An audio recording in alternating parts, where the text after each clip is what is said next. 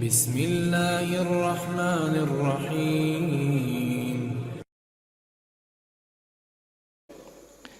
پھر کہتے ہیں کہ صاحب ابو بکر کا ایک اور بہت بڑا جرم تھا۔ ہم نے کہا کیا جرم تھا بتاؤ؟ تو بڑی بڑی کتابیں انہوں نے لکھی، شیخ مفید ان کے علامہ بہت بڑے شیخ مفید صاحب نے امالی صفحہ نمبر 150 احمد بن اسحاق ان کے ایک بہت بڑے علامہ انہوں نے تاریخ یعقوبی لکھی جلد نمبر 2 صفحہ 116، ابن عبد الربی عقد الفرید جلد 4 صفحہ 459، تبرسی ان کے ایک بہت بڑے علامہ انہوں نے لکھا الاحتجاج کتاب لکھی، مرزا محمد تقی صاحب ان کے ایک بہت بڑے یہ عالم ہیں، ان کے آج کے مولاناؤں کی کتابوں کے حوالے نہیں دے رہا ہوں، جو ان کے اتھارٹی ہے، جو ان کے اساس ہے اس فرقے کی۔ مرزا محمد تقی صاحب تاریخ ناسخ التواریخ میں لکھتے ہیں کہ ابو بکر جب خلیفہ بن گئے علی نے بیعت نہیں کی، اور ہمارے اہل سنت کی کتابوں میں کہتے ہیں کہ علی نے کچھ روز بیعت اس غرض سے نہیں کی کہ انہوں نے کہا جب خلافت کا مشورہ ہو رہا تھا تو مجھے شامل کیوں نہیں کیا گیا، اس بات پہ ناراض تھے۔ بعد میں انہوں نے بیعت کر لی، جب ناراضگی دور کر دی ابو بکر نے، وہ بھی حضرت ابو بکر صدیق کی بیعت پر راضی ہو گئے، اور صرف راضی نہیں ہوئے بلکہ کیا فرمایا، حدیث میں آتا ہے، روایتوں میں آتا ہے، انہوں نے کہا کہ میں نے دیکھا کہ رسول اللہ نے اپنے مرض الموت میں، بیماری کے ایام میں 17 وقت کی نمازوں کے لیے ابو بکر کو امام بنایا، تو میں نے کہا علی تجھے زیبا نہیں کہ ابو بکر کی مخالفت کرے، نماز دین کا رکن ہے، دین کا ستون ہے، جب نبی نے ابو بکر کو دین کا امام بنا دیا تو کیا میں سیاست اور حکومت میں امام نہ مان لوں؟ میں نے ابو بکر کی امامت پر اتفاق کر لیا، لیکن شیعہ کہتے ہیں نہیں بیعت نہیں کی صاحب، اور جو بیعت کی بھی نہ انہوں نے خوشی سے نہیں کی، بڑی مجبوری میں کی۔ ہم نے کہا کیا مجبوری میں کی ذرا بتائیے؟ کہا ہوا یہ کہ حضرت عمر آئے، ابو بکر، یہ کتابوں کے میں حوالے دے چکا ہوں، ان کتابوں میں موجود ہے کس واقعات، تو کہا کہ ابو بکر کے بعد عمر آئے، کہا کہ ابو بکر کیا علی نے بیعت کی؟ کہا نہیں علی نے بیعت نہیں کی، کہا علی کا بیعت کرنا بہت ضروری ہے، مجھے ڈر ہے کہ علی بیعت نہ کرے تو سارے قریش اس کے ساتھ کھڑے ہو جائیں گے، اور ایک بار قریش کھڑے ہو گئے اس کے ساتھ تو سارا عرب اس کا ساتھ دیں گا، پھر تمہاری خلافت خطرے میں پڑ جائیں گی۔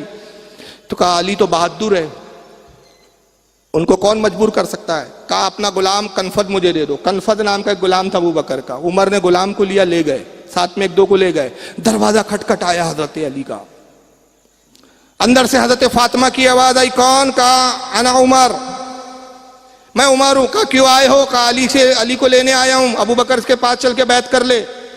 حضرت فاطمہ نے کہا علی بیعت نہیں کریں گے، کہا بیعت کرنا پڑے گا، نہیں کریں گے، اور دروازہ کھولو۔ کہا ہم دروازہ بھی نہیں کھولیں گے۔ کہا دروازہ نہیں کھولو گے، میں دروازہ توڑ دوں گا۔ کہا دروازہ توڑ دو۔ یہ کردار عمر بتایا جا رہا ہے، ذرا تصور کرو یار، ایسا ہو سکتا ہے؟ تاریخ کی کتنے گھٹیا واقعات گڑے گئے ہیں یار۔ عمر نے غلام کو حکم دیا، کنفد نے لات ماری، دروازہ ٹوٹ گیا، حضرت علی کے گلے میں رسی کا پھندا ڈالا، کنفد نے کھینچا جیسے ایک بھیڑ اور بکری کو کھینچا جاتا ہے۔ علی نے کہا کہ تمہیں شرم نہیں آتی؟ رسول کو آنکھیں بند کیے ہوئے ابھی 2 روز 3 روز ہی ہوئے ہیں اور میرے ساتھ تم یہ سلوک کر رہے ہو، میں نبی کا بھائی بھی ہوں، داماد بھی ہوں۔ کہا نہیں بیعت کرنی پڑیں گی۔ فاطمہ بیچ میں آ گئی، حضرت عمر نے فاطمہ کو دھکا دیا، فاطمہ گری، ریڑھ کی ہڈی ٹوٹ گئی، پیٹ تھا، حاملہ تھی، بچہ ضائع ہو گیا، بچہ گر گیا۔ کہا کہ اے عورت تیرا کیا کام مردوں کے معاملے میں؟ اور کہا گھر کو آگ لگا دو۔ گھر کو آگ لگا دی گئی، فاطمہ اٹھ نہیں پا رہی تھی کیونکہ ریڑھ کی ہڈی ٹوٹ گئی تھی صاحب، کھسک کھسک کے چلنے کی کوشش کر رہی تھی، تبھی ایک ناٹ چلتے ہوئے گری پیٹ پر، پیٹ جل گئی صاحب۔ حضرت فاطمہ کو بڑا شدید صدمہ پہنچا اور اسی زخم اور اسی شدت کی بنیاد پر ان کا انتقال ہو گیا، اور حضرت عمر پھر علی کو رسی کا پھندا ڈال کر کھینچتے ہوئے ابو بکر کے پاس لے کہا بیعت کرو۔ تو حضرت علی نے بیعت کی، کہا ہاں یاد رکھنا بیعت کر رہا ہوں، لیکن یہ زبردستی والی بیعت ہے۔ میں کہتا ہوں وہ علی جو خیبر اکھاڑ دے، ہاں، جس کو 40 نہ اٹھا سکے، کنفد اس کو قابو میں کرتا ہے، جس کا وجود نہیں، جس کا نام و نشان نہیں تاریخ میں، کسی بہادروں کی فہرست میں نہیں۔ ارے اگر تم خالد ابن ولید بولتے تو ہم تھوڑا سا یقین کر لیتے، تم سعد ابن ابی وقاص بولتے تو ہم یقین کر لیتے، حضرت ابو عبیدہ ابن جراح کہتے تو ہم شاید تھوڑا یقین کر لیتے، ہاں کچھ ہوگا کچھ، حالانکہ یقین کرنے لائق بات نہیں ہے۔ کیوں؟ یہ بہادر تھے عرب کے، تم نے لایا بھی تو ایسے گمنام کنفد کو جس کو پوری قوم ہی نہیں جانتی، وہ پھندے سے علی کو کھینچتے ہوئے لا رہا ہے، علی بے قابو چلے آ رہے ہیں صاحب، جبکہ وہی مولا کائنات نہج البلاغہ میں کہتے ہیں کتاب تمہاری، تم نے لکھا، تمہاری عقیدوں میں کتنا تضاد کہ علی کہتے ہیں جب وصال ہونے لگا حسن کو بلایا، امام حسین کو بلایا، کہا بیٹا میری وصیت نقل کرو، جب بھی ظلم کو دیکھو ظلم کے خلاف کھڑے ہو جانا، اگر تم ظلم کے خلاف کھڑا ہونا بند کر دو گے ظالم تم پہ مسلط کر دیے جائیں گے، اللہ کی لعنتیں تم پہ برسنا شروع ہو جائیں گی۔ خدا کی قسم تمہارے باپ علی نے ایسی زندگی گزاری کہ اگر پوری دنیا ناحق پر ہو، پوری دنیا، اور تنہا علی ہو حق پر، اور جب تک علی کے ہاتھ میں تلوار ہے پوری دنیا کے ان دشمنوں سے علی گھبرانے والا نہیں، وہ ہے علی کی شجاعت، کنفت قابو میں کر رہا ہے۔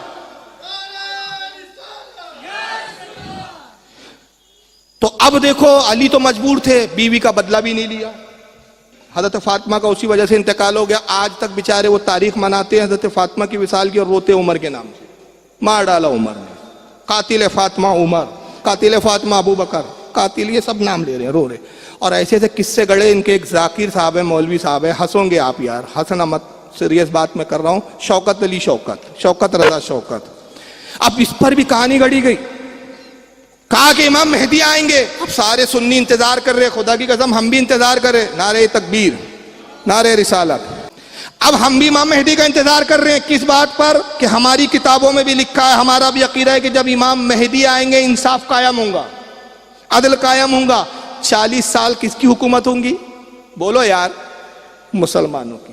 مگر یہ اب حضرت مہدی کا انتظار کیوں کریں؟ ان کو کوئی کام نہیں رہیں گا، وہ حکومت نہیں بنائیں گے مسلمانوں کی، دشمنوں سے نہیں لڑیں گے، وہ حضرت فاطمہ کا بدلہ لینے آئے اور سیدھا آ کے مکہ آئیں گے، مکہ سے سیدھا پھر وہ جائیں گے کہاں پر؟ حضرت فاطمہ کی قبر پر، فاطمہ کی قبر کھو دیں گے، فاطمہ نکلیں گی، کہیں گے دادی جان بتاؤ کون کون ہے تمہارے قاتل؟ یعنی ان کو تو پتا چل گیا قاتل عمر ہے، ابو بکر ہے، امام مہدی کو پتا نہیں، وہ آ کے پوچھیں گے تو فاطمہ بتائیں گی کہ بیٹا ان لوگوں نے میرے قتل کیا، تو ابو بکر کو قبر سے نکالیں گے، عمر کو قبر سے نکالیں گے، اور حضرت عائشہ کو بھی قبر سے نکالیں گے، کیونکہ حضرت عائشہ نے بھی فاطمہ کو بہت ستایا ہے اور ان کو خوب کوڑے ماریں گے۔ اب آئیے ذرا ڈرامہ کیسا ہوتا ہے ذرا دیکھیے، اور یہ ایسے ڈرامے کر کے پھر رلایا جاتا ہے، اور کہتے ہیں کہ صاحب اہل بیت کی محبت کا تقاضا ہے کہ رو، ایسے قصے سنا کے رو گے تو یار کون سی محبت ہے یار، یہ ذرا سنو، یہ جناب شوکت رضا شوکت صاحب ہے پاکستان کے، سنیے وہ قصہ کیسا سناتے ہیں۔ نواب بھائی، جتنے اولاد بطول بیٹھے ہیں، آپ سب سے مجھے میجر صاحب اجازت لے دیں، اس علم کی قسم ہے ایک جملہ میرے لبوں پہ آیا ہوا ہے، میرا بڑا جی چاہ رہا ہے میں پڑھ دوں، مگر میں ڈر رہا ہوں سیدزادے ناراض نہ ہو جائیں۔ اور شیعوں کبھی ایسا بھی ہوا ہے کہ تم میں سے کسی نے کسی بچے کو نہ مارو، کبھی غور سے دیکھنا، کسی بچے کو کوئی تھپڑ مار دے، کسی بچے کو کوئی چوٹ لگ جائے، جب تک اسے درد رہتا ہے نا تب تک اس کا ہاتھ اس جگہ پہ رہتا ہے۔ اللہ جانے مسلمانوں نے کیسی ضرب ماری ہے بطول کو، 1400 سال ہو گئے، حسین کی ماں کا ہاتھ پہلو سے نہیں اٹھتا، کم سے کم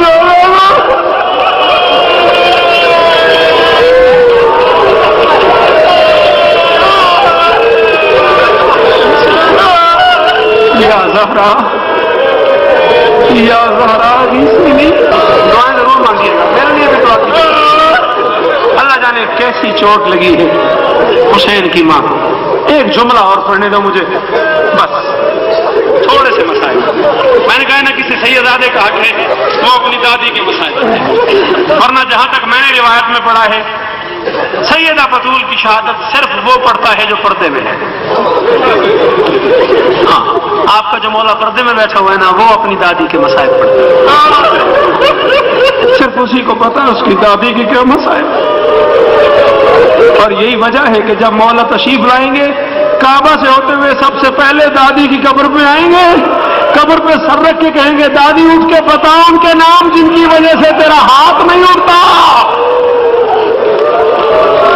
جو ماتمی بیٹھے ہوئے ہو ہاتھ مارو سینے پہ، شرم کر کے نہیں رونا جو ماتمی کھڑے ہوئے۔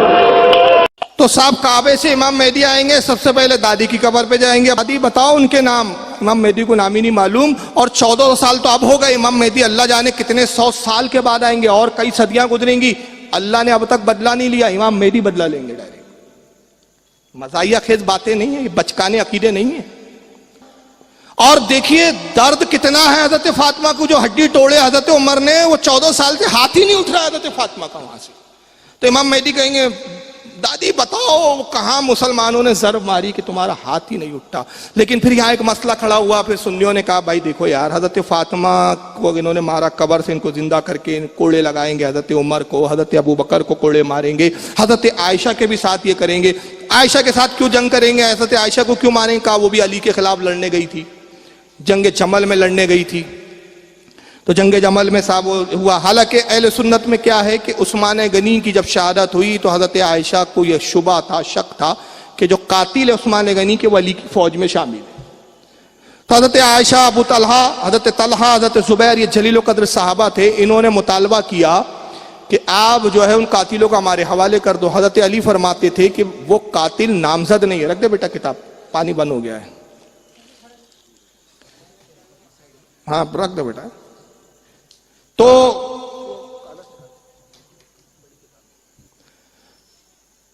حضرت عائشہ صدیقہ ام المومنین، نبی کی زوجہ، نبی کی سب سے چہیتی بیوی ہے، ابو بکر صدیق کی بیٹی ہے.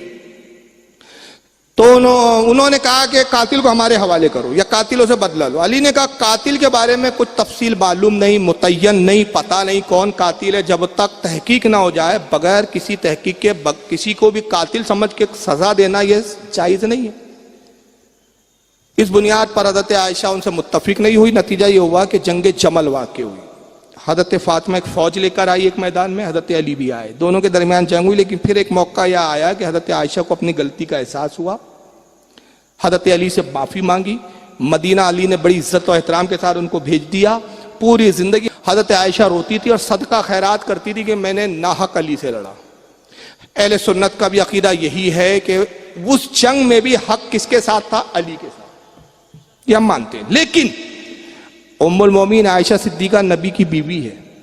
بھائی اس کی ایک مثال یہ لے لو، حضرت علی اس نسبت سے کون ہوئے؟ ان کے بیٹے بھی ہے، داماد بھی ہے. مان لیجئے اگر کسی کی ساس اپنے داماد کو کچھ برا بلا بول دے، جھگڑا لڑ لے، کوئی ماں اپنے بیٹے کو مار دے، پیٹ دے، برا بلا بول دے، تو ٹھیک ہے، یہ تو ہم کہہ سکتے ہیں کہ بھئی حق تو بیٹا حق پر تھا، ماں سے غلطی ہوئی، بغیر کسی غلطی کے ماں نے اس کو لڑا، بغیر کسی غلطی کے ماں نے اس سے مارا پیٹا. لیکن ماں کو گالیاں تو نہیں بکی جائیں گی نا؟ بولو بھائی، ماں کی توہین تو نہیں کی جائیں گی نا؟ یہ بول سکتا ہے، بیٹا بھی بولے گا امی جان میں حق پر تھا، آپ نے بلا وجہ مجھ سے لڑا، امی میں حق پر تھا، آپ نے بلا وجہ مجھے مارا. حق ہونا اور ہے. لیکن انہوں نے کہا کہ نہیں صاحب، علی سے لڑی، اسلام سے ہی نکل گئی، خارج ہو گئی، کافر ہو گئی. ہم نے کہا کیسے کافر ہوئی؟ حدیث میں تو یہ ہے کہ اللہ کے نبی نے فرمایا کہ اے عائشہ تم دنیا میں بھی میری بیوی ہو اور آخرت میں بھی میری بیوی ہو. تو نبی کے ساتھ جو بیوی جنت میں رہیں گی اس میں عائشہ بھی ہوں گی، تو جنتی کافر نہیں ہوتے. تو شیعوں نے اس کا بھی حل نکالا، سب کے جواب بنائے انہوں نے، ریڈی میڈ، پورا مذہب ریڈی میڈ بنایا ہوا ہے، مینوفیکچرنگ ہوئی.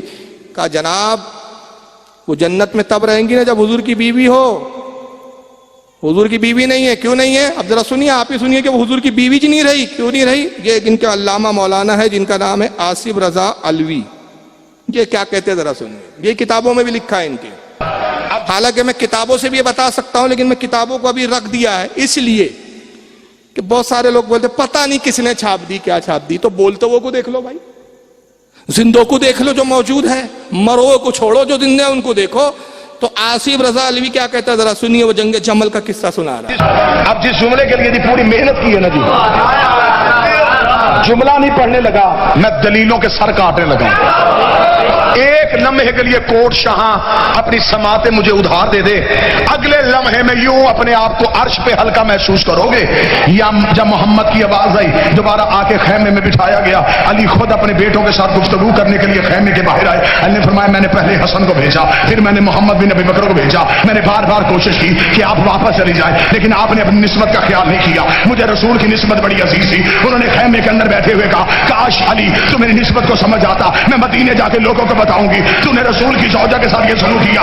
اتنا کہنا تھا. علی نے خیمے کے باہر سے آواز دے کے کہا دوبارہ یہ فخر علی کے سامنے نہ کرنا. رسول کی زوجہ تھی ہے نہیں, تھی ہے نہیں. اتنا جملہ کہنا تو انہوں نے کہا کس طرح نسبت سے محروم کر سکتا ہے. علی نے فرمایا مجھے محمد نے اپنا نفس کہا ہے, میں نفس محمد ہونے کے تحت آج سے آپ کو نکاح سے خارج کر.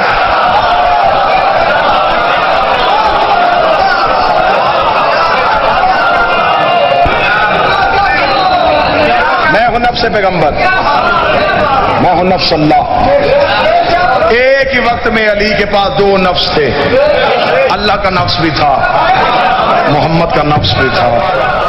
علی آئے کہا کہ عائشہ آپ نے مجھ سے ناحق لڑا, میں نے اپنے بیٹے حسن کو بھیجا لیکن آپ واپس جانے کے لیے تیار نہیں. میں نے کہا میدان چھوڑ کے چلے جاؤ, جنگ ختم کرو. آپ نہیں تیار ہوئی. میں نے آپ کے بھائی محمد ابن ابو بکر کو بھیجا. محمد ابن ابو بکر سگے بھائی تھے حضرت عائشہ کے, اور وہ علی کے ساتھ تھے اس جنگ میں. کیوں؟ پتا چلا یہ کفر و اسلام کی جنگ نہیں تھی, نظریات کے اختلاف کی جنگ تھی. سگا بھائی علی کے ساتھ ہے, بہن علی کے خلاف ہے. بعد میں صلح صفائی ہو گئی ہے, ختم ہو گیا, رشتہ داریاں جڑ گئی. کہا میں نے آپ کے بھائی محمد ابن ابو بکر کو بھیجا, آپ واپس نہیں لوٹی. میں نے آپ کی نسبت کا خیال کیا کہ نبی سے آپ کو نسبت ہے, آپ نے اس نسبت کو بھی نہیں مانا. تو حضرت عائشہ صدیقہ نے فرمایا علی اگر تمہیں میری اتنی نسبت کا خیال ہوتا کہ میں نبی کی بیوی ہوں تو میرے ساتھ یہ سلوک نہیں کرتے. تو علی نے کہا نسبت کی بات مت کرنا, تم نبی کی زوجے تھی, نبی کی بیوی تھی, اب نہیں ہو. تو عائشہ نے کہا وہ کیسے نہیں ہوں؟ تو کہا کہ رسول نے مجھے اپنا نفس کہا ہے, میں نفس علی نفس رسول ہوں, نفس رسول ہونے کی حیثیت سے میں تم کو نکاح سے خارج کرتا ہوں. ہائے ہائے ہائے ہائے ہائے ہوئے ہوئے ہوئے ہوئے. ان کے باپ کی کھیتی ہے. اب کل میرا بھالدہ پورے میں کسی سے جھگڑا ہو جائے نا, اب مجھے غصہ ہے. میں نے کہا بے تو میرا دشمن ہے, میں تیرا دوست تھا اب دشمن ہوں. میں تیری بیوی کو تیرے نکاح سے خارج کرتا ہوں. بیوی آپ کی خارج میں کرتا ہوں. یہ ہے شریعت. کسی کے نکاح نہیں بچیں گے بھائی. کیا تماشا ہے یار, کیا عقیدہ ہے. اب حضرت عائشہ ذرا سنیں, حضور کی بیوی نہیں رہی. جب بیوی نہیں رہی تو جنت میں نہیں رہیں گی. تو ان جاہلیوں سے پوچھو کہ تیرے ملا کو تو پتا تھا کہ آگے جنگ ہوں گی, علی خارج کریں گے, اللہ کو پتا نہیں تھا جو پوری حضرت عائشہ کی شان میں سورہ نور اتار دی. پوری کی پوری سورہ نور, اور نام بھی سورت کا ہے کہ نور, تاکہ اللہ نے بتا دیا یہ بھی نور والی ہے, تیری نسل پاک میں ہے, بچہ بچہ نور کا, تو ہے عین نور, تیرا سارا گھرانہ نور کا, اولادیں بھی نور ہے, بیویاں بھی نور ہے, پورا گھرانہ نور ہے, تیرا سارا گھرانہ. اب بتائیے سارے یہ پھنڈر گری کیا ہے؟ پورا مذہب شیعہ صرف ایک بنیاد پہ ٹکا ہوا ہے. ابو بکر عمر کی دشمنی, عائشہ سے دشمنی, امیر معاویہ کو گالیاں بکو. اس فن میں جو جتنا ماہر ہے وہ اتنا پکا شیعہ ہے. جو جتنی اچھی گالی بک سکتا ہے حضرت امیر معاویہ کو وہ اتنا پکا ان کیا مومن شیعہ. جو جتنی زیادہ ابو بکر پہ لان تان کریں گا وہ اتنا بڑا مجتہد ان کیا. اور حال یہ ہے کہ صاحب پھر اتنی زبردستی سے خلافت لی تھی ابو بکر نے, حضرت علی سے لڑے, گلوں میں پھندے ڈال ڈال کے صاحب خلافت کی بیعت کروائی. تو پھر ہم نے سوال یہاں کھڑا کیا, سنیوں نے پوچھا بھائی ابھی میں نے سوال کیا تھا نا, شیعوں کے پاس سب جواب ہے بھائی, اور جواب ایسی الف لیلا کی داستان. ہم نے کہا بھائی جب علی کی خلافت کے لیے یہ پھندے پکڑ پکڑ کے باندھ بون کر کے لایا گیا, خلافت لی گئی, جو ہے بیعت کروائی گئی, تو یار علی ناحق سے ڈر کیسے گئے؟ جو علی کہہ رہے ہیں کہ صاحب پوری دنیا باطل پر ہو, میں اکیلا تنہا حق پر ہوں تو میں نہ ڈروں, تو اس کا بھی حل نکالا. کہا نہیں صاحب علی ڈرے نہیں, علی نے اختیار دے دیا, کہا جاؤ جاؤ جو کرنا ہے کر لو, تمہاری مرضی. ضمیر اختر نقوی صاحب پاکستان کے ان کے بہت بڑے عالم ہیں, کئی کتابیں بھی لکھی ہیں انہوں نے. اچھا ابھی شکل آئی ہے کیا؟ میں نے کہا اتنا لیٹ کیوں آواز رپلائی آیا, انٹرنیٹ اتنا سلو کیوں ہے؟ میں نے کہا اب سمجھ آیا. تو بہرحال یہ انہوں نے اب یہ اس کا جواب لاتے, کہا نہیں نہیں وہ دیکھو علی نے جو بھی زور زبردستی سے بیعت کر بھی لی نا, کروا بھی لی نا ان لوگوں نے, تو علی کسی کی مجال نہیں تھی کہ علی سے بیعت لے لے, وہ تو علی نے خود ہی اختیار دے دیا جاؤ. اب اس میں دیکھیے اس کو بیان کرنے میں اللہ کی کتنی بڑی توہین کیا ہے. نہ ان کو عقیدہ توحید پتا ہوتا ہے, نہ جو ہے ناموس رسالت ان کو پتا ہوتا ہے, کچھ بھی نہیں ہوتا. ذرا سنیے کیا کہتے ہیں. اور جا کر لوگوں نے کہا, سلمان نے کہا, جابر نے کہا, عمار نے کہا، سارے صحابہ نے جا کے سمجھایا، بھائیو یہ نہ کرو، خلافت کو مرکز سے نہ ہٹاؤ، دیکھو علی سے اگر خلافت ہٹاؤ گے نقصان ہوگا۔ اب بتا ہی تو سکتے تھے اور کیا کر سکتے تھے۔ اب رہ گیا یہ کہ کچھ لوگ مار کاٹ کے بڑے پسندیدہ ہیں، وہ کہتے ہیں علی چلاتے تلوار، بھی کیوں چلاتے؟ اختیار دے دیا، اب تم چلا لو، اب تم چلا لو، اور جتنی حسرتیں ہو سکے نکالو، ہم بیچ میں نہیں بولیں گے۔ سارا اسلامی نظام چل رہا ہے، اللہ دیکھ رہا ہے۔ یہ سعودی عرب ہے، یہ امارات ہے، اوہو دبئی تو بڑا جگمگا رہا ہے، کیا کمی ہے بھائی؟ اللہ نے کہا جبریل ذرا دیکھنا، پردہ ہٹاؤ سامنے سے۔ بھائی اللہ نے کہا جبریل ذرا دیکھنا، پردہ ہٹاؤ سامنے سے۔ جبریل یہ کون سا شہر ہے؟ قبلہ کعبہ، یہ لندن ہے، اور اس کے پہلو میں جو بڑی لائٹیں ہو رہی ہیں یہ کیا ہے؟ قبلہ کعبہ، یہ پیرس ہے۔ اچھا پھر ادھر ذرا دبئی دکھانا۔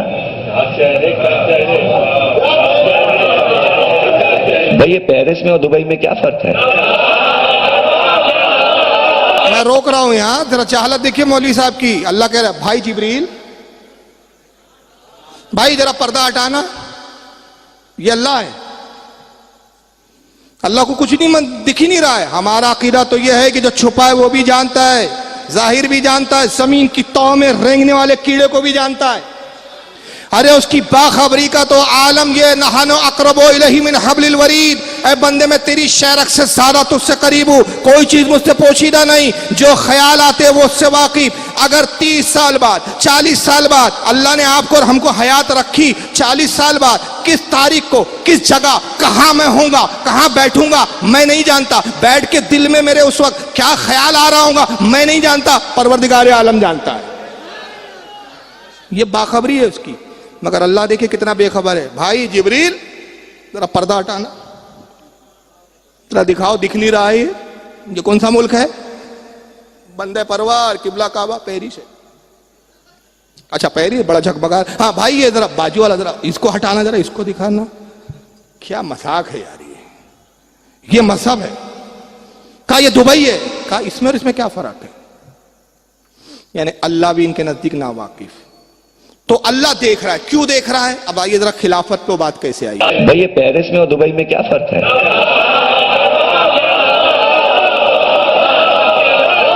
اسلامی نظام چل رہا ہے، اللہ دیکھ رہا ہے اور بہت خوش ہے، وہ خوش ہے، ہاں اس لیے کہہ رہے ہیں خوش ہے، چپ ہے، اس کے چپ ہونے پہ سمجھیں خوش ہے۔ لیجیے اللہ بھی تقیہ کر رہا ہے، خوش ہے، خوش نہیں ہے، وہ چپ ہے، اسلامی نظام سے خوش نہیں۔ اسلامی نظام یعنی اشارہ کس طرح ہے؟ آج کے نظام کی بات نہیں کر رہے، وہ ابو بکر اور عمر کے نظام کی بات کر رہے ہیں۔ اب آگے سنیے، اس کے چپ ہونے پہ سمجھیں کہ خوش ہے، لیکن خاموشی اس بات کی دلیل نہیں ہے کہ خوش ہے۔ خوشی اور غمی کا پتہ چہرے سے چلتا ہے، بیٹا پہچان لیتا ہے گھر آ کے ابا کو دیکھ کے کہ ابا اس وقت ناراض ہیں یا خوش ہیں، تو پھر ترکیبیں کرتا ہے، چہرے سے پتہ چل جاتا ہے ناراض ہے تو اماں کے پیچھے جاتا، اماں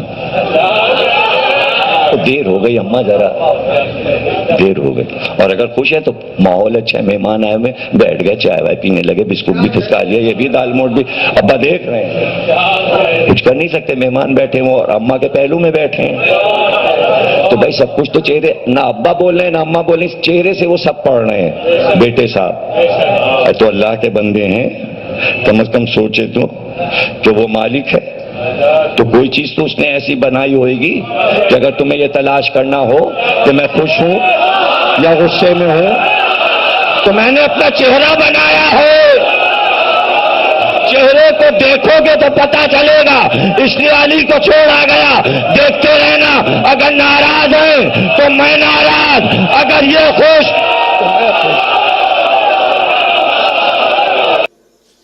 اللہ نے چہرہ بنایا، کس کو بنایا بھائی اللہ نے چہرہ؟ علی کو بنایا، جبکہ عقیدہ اہل سنت اللہ چہرے سے پاک ہے۔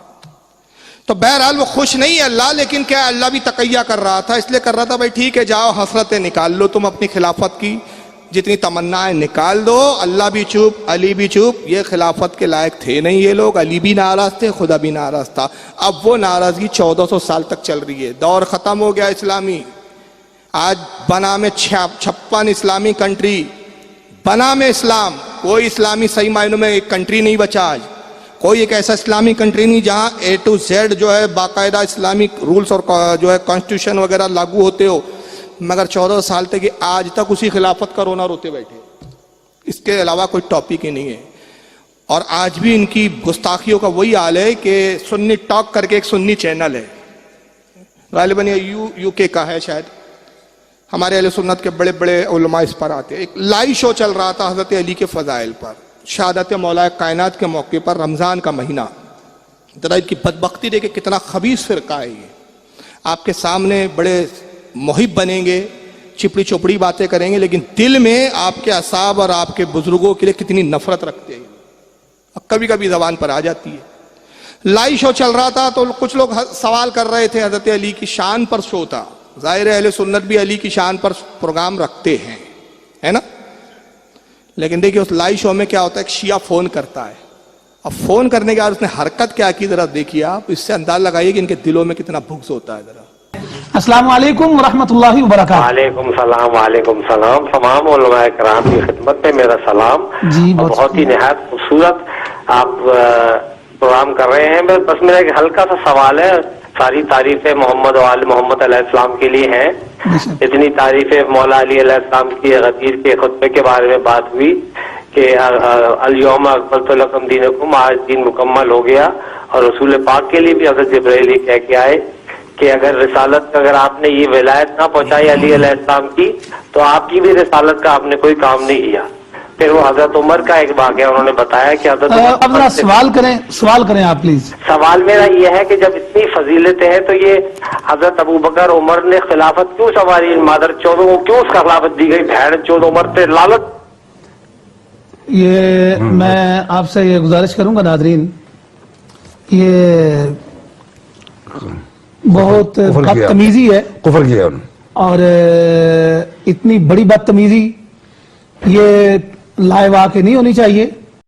یہ انہوں نے کاٹ دیا مقال ترنت، اور اس کے بعد سارے علماء سر پکڑ کے بیٹھ گئے، بڑے دیر تک تبصرہ کرتے رہے کہ اللہ کی لعنت ہو تم پر، کیا ذہنیت تمہاری جماعت کے ملاؤں نے تمہارے اندر رکھی ہوئی ہے، کتنے ذلیل فرقہ ہے کہ اتنا اس نے گھما پھرا کے لایا، اور لا کے بعد اس کے بعد اس نے گندی گندی گالیاں بکی معاذ اللہ ابو بکر صدیق حضرت عمر کو۔ یہ کھلے عام چینلوں پہ گالیاں بکتے ہیں، کھلے عام تبرہ کرتے ہیں، کھلے عام صحابہ کی گستاخی کرتے ہیں، مگر اگر سنی علماء جواب دے تو ہمارے پلپلے برٹانیہ 50-50 قوم کے کچھ 50-50 والے ہیں نا، کسی کو برا مت بولو یار، سب اچھا چلو، سب کو اچھا بولو۔ کیسے اچھا بولو بھائی؟ تمہارے باپ کو میں گالی بکوں تو پھر دیکھتا ہوں میں تم میں کتنا صبر ہے، تمہاری ماں کو گالی بکتا ہوں پھر دیکھو کتنا صبر ہے، تمہاری بہن کو کوئی چھیڑ دینا تم تو پولیس سے لے کر یہاں سے وہاں تک سب تلوار بھالے سب نکال لیتے ہو، مگر جن کے صدقے میں تمہیں جنت میں جانا ہے، جن کے طفیل تمہیں ایمان نصیب ہوا، ان کو گالیاں بکی جا رہی ہے اور آپ کے کانوں پہ جو نہیں رینگتی ہے۔ کتنے افسوس کی بات ہے۔ اب ہو سکتا ہے کل کوئی تعویل کرے کہ بھئی جس نے گالی بکی وہ ایک جاہل شیعہ تھا، کوئی عالم تو نہیں تھا، ہمارے علماء تو نہیں کرتے، معاف کیجئے گا، پورے مذہب شیعہ کی بنیاد گالی ہے، گالی سے مذہب شروع ہوتا ہے، گالی پہ ختم ہوتا ہے۔ آپ پوچھیں گے فاروق رضوی صاحب کیسے بول دیا؟ بڑی ذمہ داری سے کہہ رہا ہوں، اسلام شروع کہاں سے ہوتا ہے؟ لا الہ الا اللہ، اسلام یہیں سے شروع ہوتا ہے نا۔ جب تک لا الہ الا اللہ نہیں بولا اسلام شروع نہیں ہوگا۔ ایک شخص جب اسلام میں آنا چاہتا ہے، اسلام قبول کرتا ہے، تو سب سے پہلی اس کی بنیاد ابتدا لا الہ الا اللہ، مگر وہاں بھی گالی ہے ان کی۔ ذرا آئیے ذرا دیکھیے، ان کے ایران کے ایک بہت بڑے مجتہد مولوی صاحب ہے، ایک غیر مسلم کو کلمہ پڑھا رہا ہے، وہ یہ ایران کی ویڈیو ہے، عربی میں ہے، الفاظ نہ سمجھ میں آئیں گے تو میں دہراؤں گا اور وہ الفاظ بتاؤں گا کہ عربی میں کیا گالیاں بکی گئی ہے۔ یہ کلمہ ہے ان کے، ذرا سنیے۔ ایمان کی بنیاد ان کے یہاں گالی سے شروع ہوتی ہے. ایمان میں خود ان کے یہاں جو ہے نا بنیاد ایمان میں گالیاں بھری ہوئی ہے. کلمہ پڑھا رہے ہیں مولوی صاحب، ذرا ایران کے مشتہی صاحب، سنیے کیا بول رہے ہیں. فقل يا أخي الكريم على بركة الله تعالى أشهد أن لا إله إلا الله أشهد أن لا إله إلا الله وحده لا شريك له وحده لا شريك له أشهد أن محمد رسول الله أشهد أن محمدا رسول الله أشهد أن أمير المؤمنين عليا وأشهد أن أمير المؤمنين عليا ولي الله ولي الله وأشهد أن فاطمة الزهراء وأشهد أن فاطمة الزهراء وأبناءها المعصومين وأبناءها المعصومين حجج الله حجج الله أشهد أن أبا بكر وعمر أشهد أن أبا بكر وعمر وعثمان وعثمان وعائشة وحفصة وعائشة وحفصة في النار في النار في النار في النار. کیا سمجھے آپ؟ اتنی تو عربی سمجھ گئے ہوں گے میرے خیال سے. کلمہ یہ ہمارے یہاں کلمہ کتنا ہے؟ اشہد ان لا الہ الا اللہ وحدہ لا شریک لہ واشہد ان محمدا عبدہ ورسولہ. ہو گیا ختم. انہوں نے بڑے مرچ مسالے لگائے بھائی، کلمے میں بڑا اضافہ ہوا. چلو اضافہ کیا، ہمیں آپ کے اضافے سے بھی کوئی غرض نہیں. آپ کا مذہب، آپ کا کلمہ جتنا بڑھانا ہے بڑھاؤ، جتنا گھٹانا ہے گھٹاؤ. لکم دینکم ولی دین، تمہارا دین تمہارے ساتھ، ہمارا دین ہمارے ساتھ. مگر یہ کون سا مذہب بنایا ہے یار تم لوگوں نے کہ جس کی بنیاد میں گالیاں بھری ہوئی ہے، اور ایک طرف اتحاد کی بات کرتے ہو. کلمہ پڑھایا انہوں نے، اشہد ان امیر المؤمنین علی ولی اللہ، گواہی دیتا ہوں کہ امیر المؤمنین علی جو ہے وہ مسلمانوں کے امیر ہے اور اللہ کے ولی ہے. اس پر بھی ہمیں اعتراض ہے حضرت اعتراض. ہم بھی مانتے ہیں کہ علی مسلمانوں کے کون ہے؟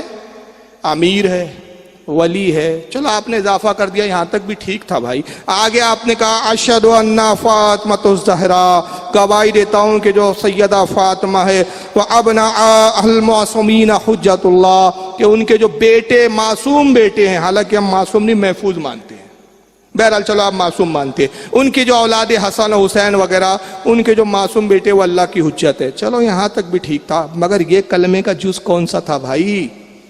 کیا نبی نے کلمہ پڑھایا؟ خدا علی نے کیا یہ اسی طرح کلمہ پڑھایا؟ امام حسن و حسین نے یہی کلمہ پڑھایا؟ یہ کون سے کلمہ پڑھایا تم نے کہ اشہد ان ابا بکر و عمر و عثمان و عائشہ و حفصہ فی النار، کہ میں گواہی دیتا ہوں کہ ابو بکر، عمر، عثمان، عائشہ، حفصہ یہ سب جہنمی ہے. معاذ اللہ، استغفر اللہ. یہ کون سا کلمہ ہے؟ تو اس فرقے کی ابتدا گالی ہے اور دعویٰ محبت اہل بیت.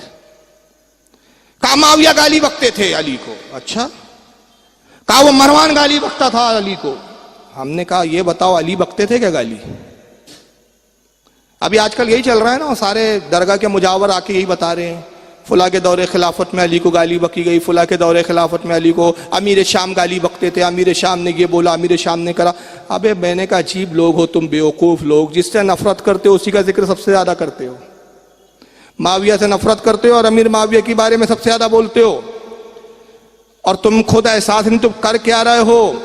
میرے سوال کا جواب تو ذرا دو کہ امیر معاویہ چلو گالی دیتے تھے، حالانکہ یہ روایت سے ثابت نہیں ہے، ہمارے یہاں صحیح سندوں سے نہیں ہے روایت. ہاں مروان گالیاں دیتا تھا حضرت علی کو خطبے میں، مروان کو ہم نہیں مانتے، اور دوسرے جاہل لوگ کچھ تھے جو گالیاں بکتے تھے، لیکن ہم ان لوگوں کو نہیں مانتے.